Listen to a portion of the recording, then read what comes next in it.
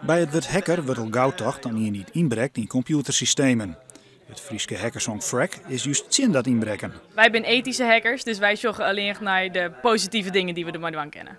Zoals bijvoorbeeld, als wij een lek zorgen in een bepaalde website, dan lezen we dat uit aan de mensen van wie die website is en dan zorgen we dat het oplost worden kan. Frag bestaat nog haast een jaar. Zonder ziekje onder oren hoe ze robots met de computer besturen kennen. Het is experimenteren en zodoende kom je dus op nieuwe dingen terecht. En ja, misschien hele nieuwe nuttige dingen of juist totaal niet, maar je leert. We zijn hier bezig een robotarm op het internet aan te sluiten. Deze robotarm kan dingen oppakken. Frag telt op dit stuit zo'n 20 deelnemers.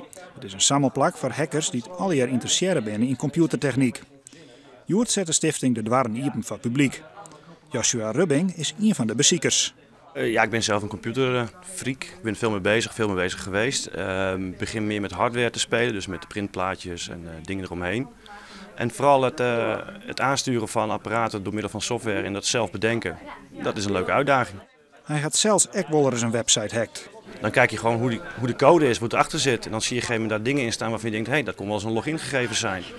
En die gebruik je dan kun je dat inloggen. Zo heb ik dus die website verschillende keren ingelogd in 2 dagen tijd. Om te kijken of het inderdaad werkt. En het werkt inderdaad.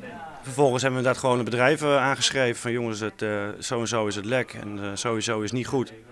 Nou, in het begin doen ze een beetje moeilijk, vinden ze het niet tof. Maar als je op een gegeven moment toch aangeeft van nou, je kunt het sowieso oplossen, dan zijn ze één keer weer heel erg vrolijk.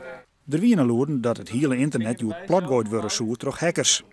Ook op de hackersdag wordt daarover praat. Het kan wel.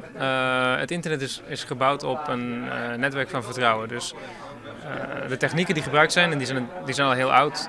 Als daar iemand tussen gaat zitten of tussen kan komen die dat vertrouwen niet waard is, dan heb je wel mogelijkheden om het internet plat te krijgen in zijn geheel.